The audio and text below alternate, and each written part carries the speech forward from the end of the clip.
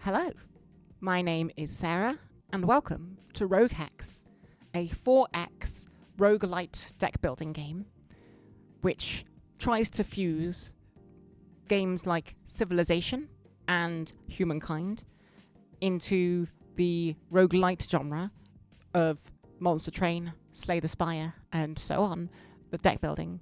And I say Rogue-Lite purely because there are meta kind of game rewards that you can get that slowly increase your ability to play the game, that you can choose to engage with or not. If you press refund, everything goes away.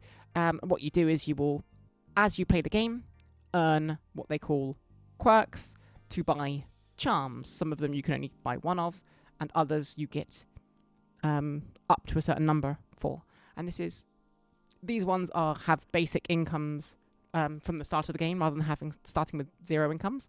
Or I would say, I think you start the game with 1 or 2 income of everything. This is increasing it further. And also getting free resources, like strategic resources to start the game with, or a free relic. And so anyone who has played, say, Slay the Spire or Monster Train will know what a relic is. These are things that give you overarching passive buffs in your run. And I'm going to explain how the game works and give it a spotlight here, because I think, having now played it for about 8 or 9 hours, I think the game is a lot of fun. It definitely has that one more turn feeling that Civ gives, I find, but also has that kind of the slight replayability that you find from Slay the Spire or Monster Train. And this is a game where I think, obviously, it's very early stages of early access. There's a lot still to be filled out, but there's a lot of, hopefully, scope to build on what is good foundations here. So I've started a game just as a test game here, and I have won a couple of runs that I've played just to test to see the game. Like I said, I've played about 8 or 9 hours. A game will usually take somewhere between, I think, to do a full run to complete it, about 3 hours, give or take.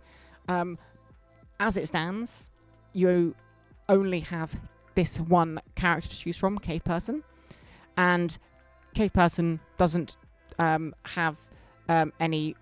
I can't tell what the differences would be between other characters, but this character, you start off with this relic here, your starting relic, which heals your units for 1 per turn, which is, I will say, very powerful. It's something that I have made use of. Units dying is a big deal in this game, as it is in a lot of 4X games, but in this one in particular. And here you can see you can complete games just playing the game will level you up. The further into a game you get, like the more turns you do, the more things you unlock, everything like that, you're going to get experience, and doing that will unlock more stuff for the game. But the way the Cave Person wins in the early access, so you only have access to Cave Person, is to destroy all of your enemies. So effectively domination victory, to use the parlance of a 4X game. And what is interesting about this so far is that there are only barbarians in the game aside from you, but those barbarians are 1, strong, and 2, do tech up. So they do slowly progress through their own eras. There is a meta progression system of hex levels, so I won on hex level 0 and on hex level 1. I have yet to even attempt hex level 2 because I've only played for a few hours of this game. But I'm going to just show you the basic hex level 0 of the game for now, so you can see how it plays. So let's get you into the game. So we've loaded into the game. It will be a random generation. Sometimes you will load in a nicer generation, and sometimes it will be a less nice generation. This one seems to be, I would say, okay. It's nothing special. So the reason I say that is these nodes, these mountain nodes, are impassable, which makes my city well defended, but it also means that there's going to be a lot fewer places to work for useful tiles. So on your turn, you will first be greeted by Barbara, she is the barbarian chief that you need to kill. And so she is trying to beat you. And this is where you will see the difference between, say, 4X, which you can see in terms of the units. You start with a warrior and you start with a settler, which is very common for those who've played Civilization 6, for example. And but you will also notice that I have this hand of cards. So I have a hand of cards, a deck, and what they call the library of cards that you can draft from. So when playing this game, you have these 5 major resources of labor, food, plans, gold, and faith. And each of them have different uses. So labor is mostly going to be used for drawing and playing cards. It will not be used for much else. It does have some niche uses, but mostly those 2 things. Food will be useful for growing and expanding your cities, but as you can see, some cards also require food to be paid to pay their cost. Plans is useful for moving units. So every unit has a base movement speed. If they would like to move beyond that, however, they can. So this would be 2 movement. However, I can use plans to move further. And the way that would work is it would be 1 plan for each hex beyond its movement that I would like to move it, plus 1 more plan for each hex I'm moving over, plus 1 more plan for each terrain tile that it's trying to move over. So I have 2 movement. So this is going to cost me 2 movement, which I have, and then 1 more plan to move an extra hex. But because this has a hill on it, it has an extra movement cost. So this would normally cost 2 movement. So I would need to use 2 plans to do 1 extra hex, 1 for the hex and 1 for the terrain. So plans lets you get extra bonus movement as you play the game. Here you can see that as well as those, so yeah, that's plans. Gold is an interesting one.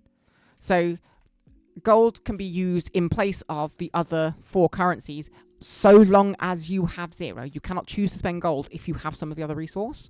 But if you have 0 of one of the other resources and one of the cards in your hand requires those things to be played, you will deplete your gold rather than not being able to play it.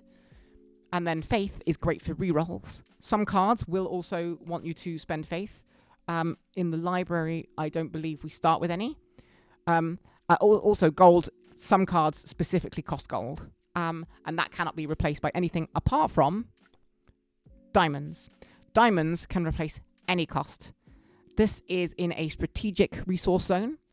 So anything that would cost anything, be it any of these 5 main resources or any strategic resources, can be played with diamonds. And then you have the other strategic resources from wood. Later we will find iron. Then there will be niter. Then there will be oil, and so on. So the strategic resources, some cards will require those. So here, if I look in that library again, you can see that the shield bearer requires 1 wood to play, as well as 1 gold specifically, and 2 labor. Plans can also be the cost for a card play, but that's much rarer. And so that's what you're going to see. So usually scouts or cavalry units might cost plans because they are movement-based units. Shield your tank units will probably cost you some strategic resources and gold, and then your basic hit things units will cost you food, some form of food, labor, and then their relevant strategic resource should they have one. Yeah. There are also 2 more currencies that you need to worry about, and this is a global currency that will happen turn by turn, and that is science. Anyone who's played a 4X will know that science unlocks technologies, and production. So I will first go to production and then I will explain science. So production, when that overflows, so once I hit 4 in this instance, and every time you overflow, it will then require more to get the next overflow. But when you reach your overflow, you will gain one of 3 choices. You can either, 1, add a card to your deck from your library. But this is not a choice of any of these 17 cards. Instead, I will see 3 of them, chosen at random, with a rarity system in place. For example, I know that Spark is a rare card. You can see by its color, these 3 cards are rare. Then these cards are, I think these are basic. Then there's common cards, which are the green ones. Then there's uncommon cards, which are the blue ones. There are the, I think it might be rare, and then this is like legendary or something like that. But basically, these are the rarest cards to find. But they will pull from that using the rarity as a percentage likelihood to see, and you'll see 3 of them. And if you don't like that set of 3, you can spend 1 faith to re-roll, and then if you still don't like that, you could spend 2 more faith to re-roll, and then 3 more faith to re-roll, and so on. So faith is useful for re-rolling, drafting cards. The other 2 options that you will get are to upgrade a card that you already have in your deck, and that can be a card in your hand, and you can also use it to remove a card from your deck. So as the game goes on, you might want to remove worse cards from your deck that you've had since the start of the game, and then move through. Science works in a similar way as drafting, in that in each age you will need to research 5 technologies, and then you will automatically get the reward and push into the next era. And then the next era you will do 5 technologies and move into the next era. When you discover a technology or do a breakthrough, which is when the science overflows, you will be given a choice of 3 of any from that era of which you have the prerequisites unlocked. So your first technology can never be from the second column because they all have a prerequisite of something before them. So all of your first technologies will be from this first column, but it will only be 3 of them. And once you have seen 5 and done 5 from that era, you will move to the next era, and you will never be able to see anything from the ancient era again when you have a science overflow. There is something in a much later era that lets you research stuff from a previous era, but that is a card that you can draft rather than a science overflow mechanic. So finding which of these technologies to take early game can be, I guess, a puzzle in and of itself.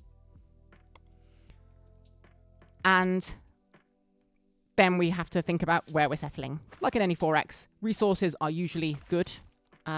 This is a village. It's similar to what I would say is like a basic goodie hut in the game of 4X, like Civ or Ender's Legend or something like that, where you can get something that gives you a small buff. Nothing major. Shipwrecks, so long as you have a ship unit, which are much harder to find, they give you relics if you place a ship unit, a sea-based unit, over them. So what I'm going to do is I'm going to move my settler, I think, 1 down. Actually, first thing I'm going to do is use my warrior to move over here, because 1, I see there's wood on there, and 2, it's hills with forest, so I should get a lot more vision. Okay, there's not much more in this direction, so I don't see why my settler should settle kind of with this upward direction in mind. I guess if I stay where I am, I think I would lose access to this copper, which is not useful, because having this production income by base is very useful. Yep. So I'm going to move down. Yep. I will gain a benefit. Again, I can choose to re-roll one of these. And you can always choose to minimize that for now and see what's going on. And then I will use this before I settle, because it might influence me. So this says unearth. So this is one of the charms that I got, which lets me start with a relic. Right. So this is 3 very useful things. So Forget lets you go to your library and remove cards that you don't care for, which means that you might, for example, make it more likely that you draft rarer cards. This is Production, when you play upgraded cards. So Production is how you upgrade cards. So this is very self-reinforcing. And then this one is if you have a lean deck, you can keep your units alive very well by keep shuffling your deck. I'm going to take this one for now, because I think Production leading to more production is going to be very useful. And then I'm going to settle in place here after having moved. And when you settle any city, it will develop because it has gained a citizen. Whenever it gains a citizen, it will effectively have developed. And that is, again, something you can choose to re-roll. And you can choose to either draft a card from your base deck. You can get basic vision so that you can see enemies coming from a lot further away, which can be very useful. I am considering that. I've not used it much in the past, but there is also Bombard, which also makes the city much safer from enemies. I think what I'm going to do is I'm going to wait on this, and instead I'm going to use... I've got 2 production here. I'm going to use my production on these 2 cards, I think. But my first one is going to be Stargaze, which gains me 4 science, which caused me to overflow my science. So now, before I start and spending my faith or anything like that, I can have a look and do cards. So this, when you discover a technology, you are obviously thinking about the tech tree, what you're getting. So this would be astrology is one of the ones I'm being offered, which would let me get to Stone Calendar, which is plus 10 science whenever you shuffle your deck, which is very nice, just as a passive ability. If I want to go there, there's fishing, which lets me go to sailing, which, like I said, is a very, very useful thing, getting those relics from the sea. And then there's tracking, which lets me later have trapping, which would let me have a camp on either deer or foxes, which they would produce fur or jerky. And I do like this nested list system that you can just do this nice and easy. All you have to do is hover over. You don't have to click any buttons. You're just slowly hovering over and it tells you what everything does. I usually go, or at least I have been going, for whatever is useful in the immediate term. And I have got fish in this. And I know that I want to grab this at some point. So I think I'm going to take fishing here. And when I do this, I can choose to either take the fishing boat into my deck, or, sorry, the fishing boat immediately into my hand, or the fish immediately into my hand. These cards will now both be added to my library as well. So discover means add them to your library, but also as a bonus when discovering a technology, you may choose one of these 2 to draft. So both of these cards are added to the library, but you can choose one to draft. So fish is lets you... Oh, you can always go back, by the way, if you don't like what you picked. You know, and there's an undo button as well here. Fish would let you take anything from the map and just pull it off the map. That resource is now removed from the map, but you will gain your... you will gain a card that does what it says. So if I were to go back to that, go to fishing, and then if I go to sea creature, and I can see fish, pearls, and whales are the 3 things that I could fish. And then, whereas marine lets me fish either whales or fish, whales, or pearls. If it's whales or fish, I get cod, which gets me 4 growth in a city. And if I get pearls, then I get 2 faith. So this would be a free version of that. Whereas if I get a sea creature one, a sea creature version of fish gets you some growth like cod does, but you have to pay for it each time and it would be constantly in your deck. Whereas this would produce once every few turns and be free cards once every couple of turns, which I often find is very useful. So I know that I've got some more cards coming. Some more ability coming. So what I'm going to do is actually take... I think early on I'm going to take the science income, because that's going from 3 to 4 is a big income boost. And then I'm going to pop this fishing boat down here. You will notice that in my hand it costs 2 and a wood, but I don't have 2 labor. I have 2 labor. I have 1 labor and 1 gold, which I can choose to spend. My gold would be saved up because of one of the charms that I took in the metagame progression, but I think this is a perfectly good reason to do this, because the earlier I can get this down, the better. And I'm going to use one of my wood that I got. Obviously, I picked one up. I started with 2 again because of charms. And then I still have 2 leftover food. Now, that food will be lost at the end of turn because it says that I cannot store any. So I'm getting 3 income of food, but I can store none per turn. So what I'm going to do is I can either choose to use that food to expand its borders, or I can choose to make the town grow faster. In the early game, I usually use it to increase the borders. So this would increase my food income. This would increase my science income if I grab it into my borders. I think what I want first is food income, because then if I get the food income, then I'm more likely to get the... actually, I say that. If I get the science income, I will get the... I will get a technology as the turn progresses. So I'm actually going to do that. I don't normally do that, but that's what I'm going to do. And I have one leftover food. I could also use a diamond, but those are very, very rare, and you don't want to spend them on just as a food. I will then feed that one food into Manchester, and I will finally use this draft a card, and I will... Again, you can see I've now added this potential ability to draft this. So this is why waiting to draft a card until you have done all of your science can be useful, because then you can draft one of your better technology cards. But I'm going to take a revise into my deck, because it's a single-use card, so that's what fragile is. And so whenever you draft a unit ability as well, that's also going to be a fragile card. So you can just play it once and it's done, it's out of your deck. But increasing my science income even more will be very, very useful. I could re-roll this, but I'm fairly happy with these. So I'm going to confirm for that revise. That'll come back later.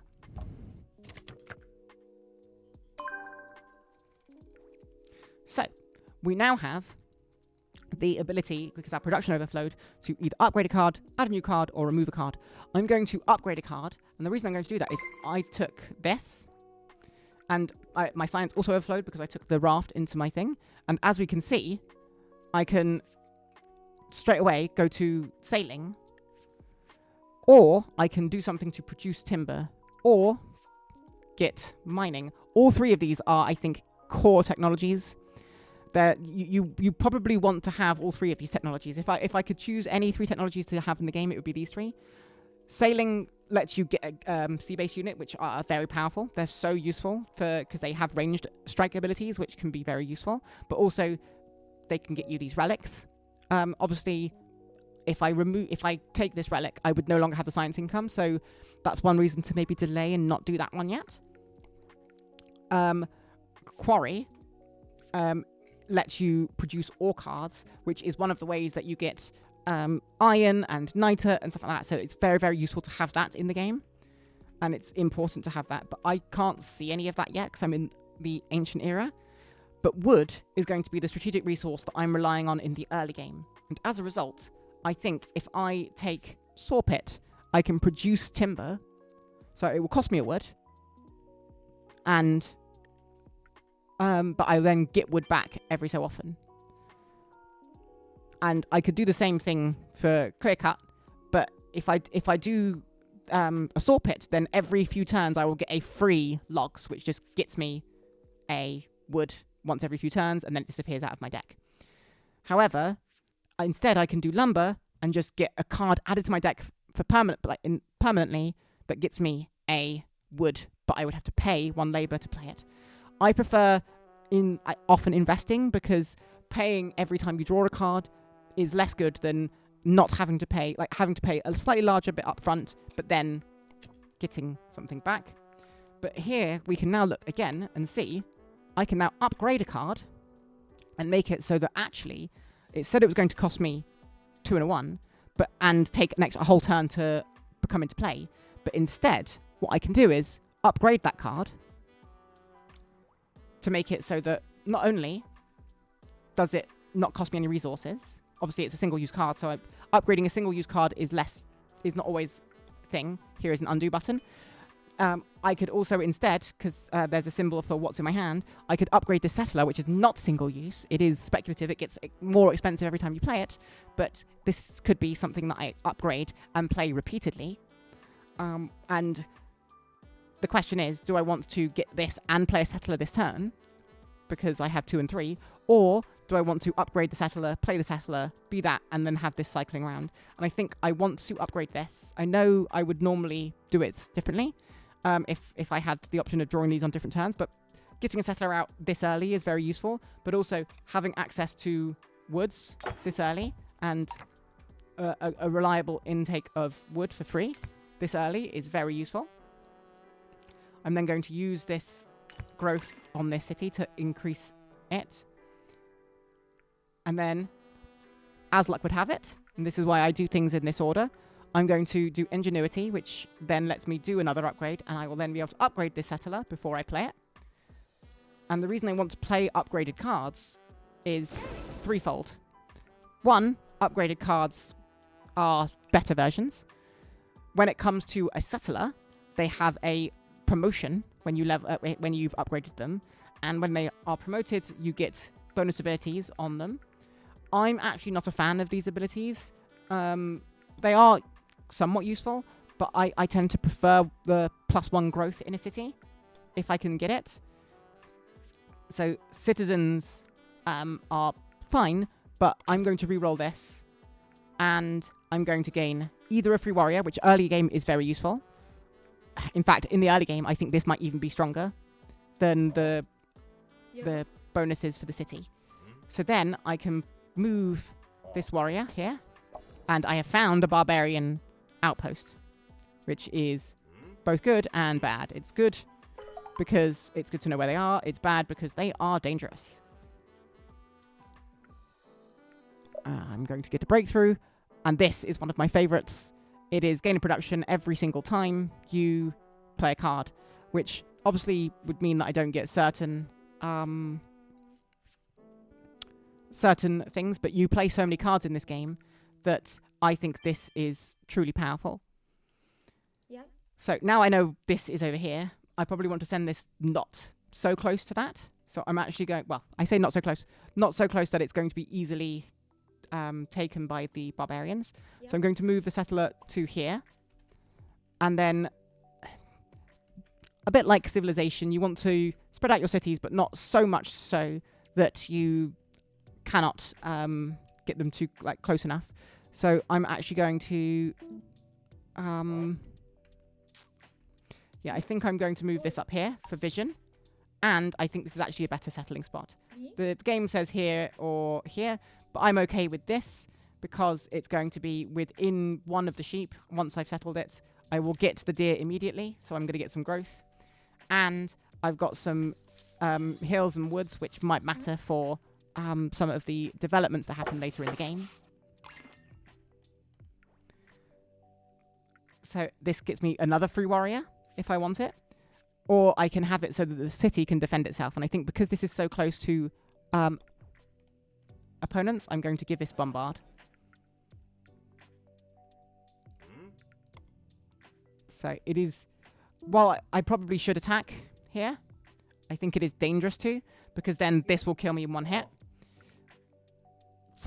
I might die in one hit anyway. This might be a game where things go downhill very quickly, but we shall see. I'm going to end my turn.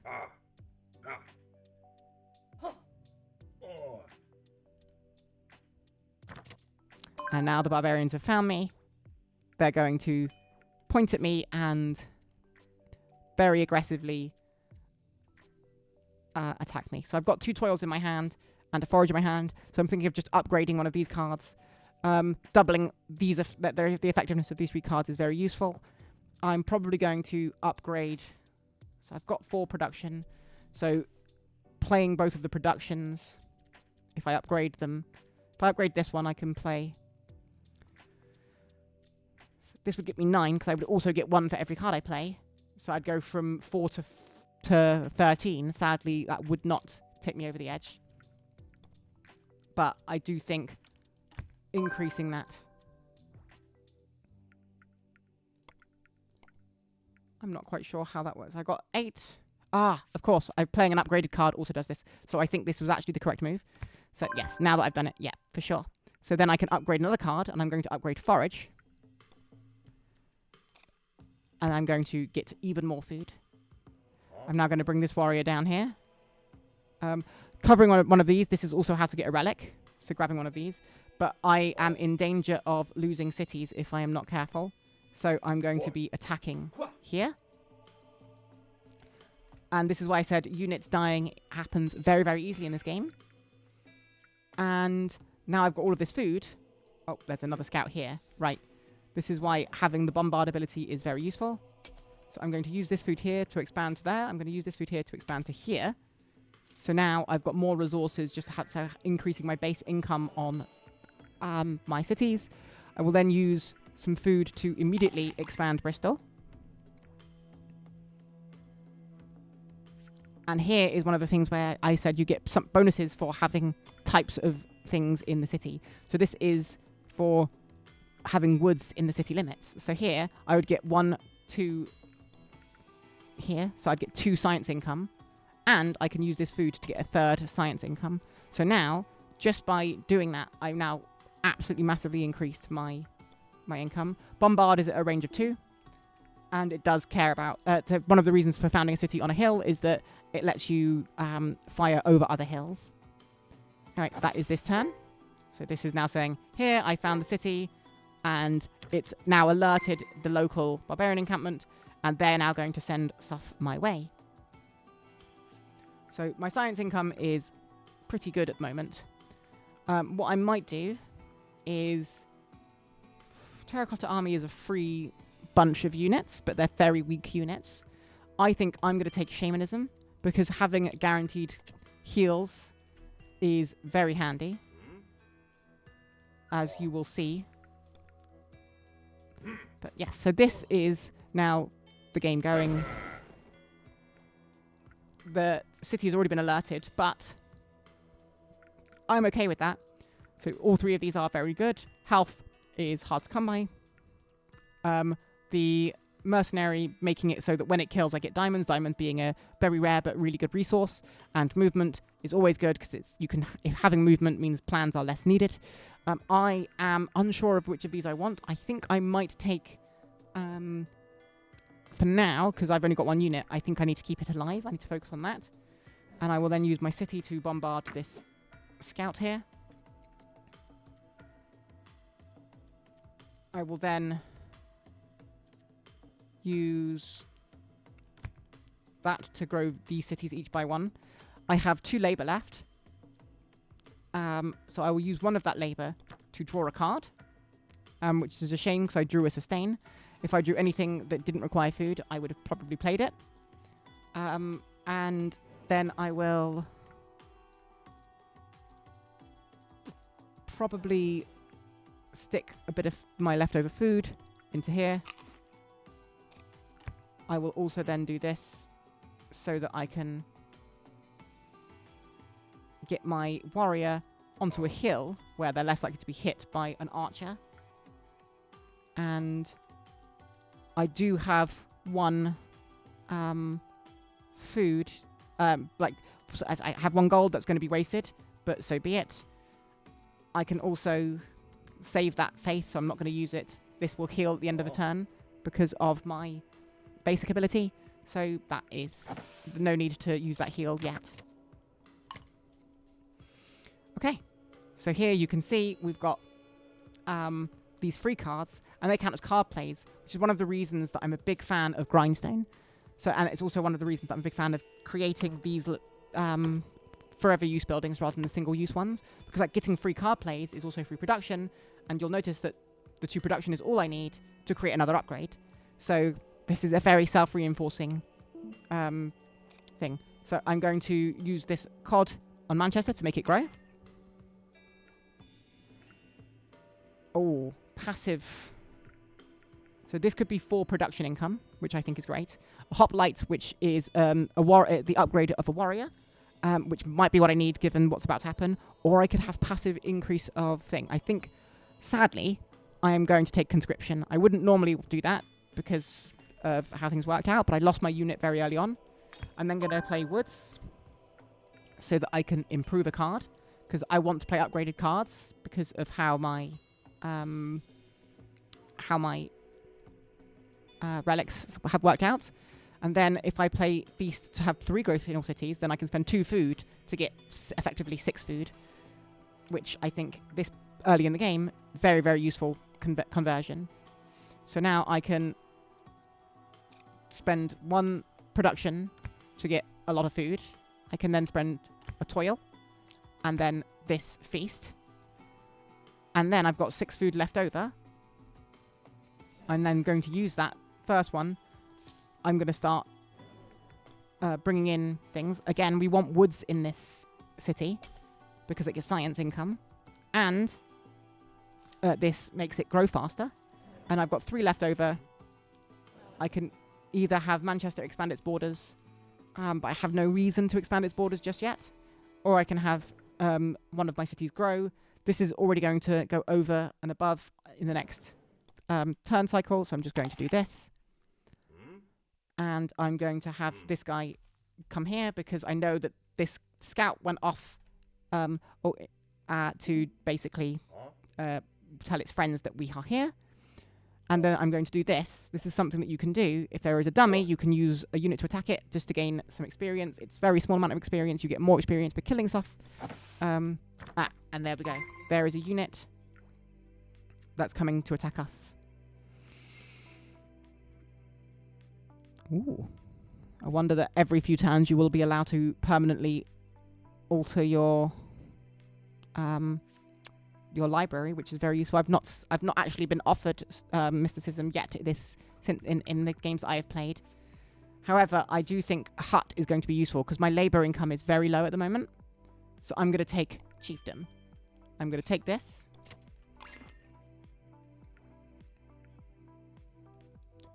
And Bristol has... here we go. So this is where Bristol is going to expand its borders. And I think this is actually one of the better ones that you can get. And if I go sprawl, its borders have now massively increased, which of course has brought more woods into it, bringing its income of science up. So that is one of the better ones that you can get in the game. It's one of the reasons that you probably want to spread your cities a little bit further than I did, but I got spooked by this barbarian encampment early on, and so that's kind of where I am. I need to get this hoplite back and helping me here, but I cannot remove this warrior because they're going to come and take this city if I'm not careful. So there are 3 types of units in the game. There are but there's also the horse. So there's 3 major types of units in the game that you will see barbarians put out. There's the basic warrior line, so warrior, hoplite, swordsman, infantry, and so on, and or musketeer infantry. Then there's the shield bearers, which are the tanky units, and the tanky units are special because they have armor, which means however much damage you are going to do, it will be that minus some. So here I have a base damage of 8. You can see I have a base damage of 8 plus 1 because I am on higher ground than them. And then they have a base damage of 5 minus 1 because I'm on higher ground than them. And they will, whoever engages in the attack first deals their damage first. So because I will have done damage, they will be wounded, and therefore they will do 1 less damage back to me by base. So they will have a base of 3 to attack me back. So my 9 damage is also going to be reduced by 2 because of their armor. So instead of killing them 1 hit, I will instead only do 7 damage. So that is how the damage calculation system works there. But you will see that because I took that 1 turn to attack the dummy, I now have 40 experience rather than 20 experience for that attack. So the next time I attack, I will level up, which will give me abilities, which is very useful. Much like this one has slightly more stats. So I'm going to wait for the warrior to come in. My Bristol will attack, and then hopefully I will get the kill with this warrior. I will then use this. I've now got a load of space to put things down. I will then spend that to... I'm actually going to spend toil, because it was upgraded. I get to upgrade another card. I will upgrade that hut so it doesn't cost me any resources, and it will be happening immediately rather than taking a turn to arrive. I will put that there, and I will now increase my labor, and I can store some labor should I want to. However, I do think I want to get some science. And there is a reminder system that if you've got food left over that you haven't spent, you can do so. And so I think I will do that, and I'll just spend 4 food at Manchester.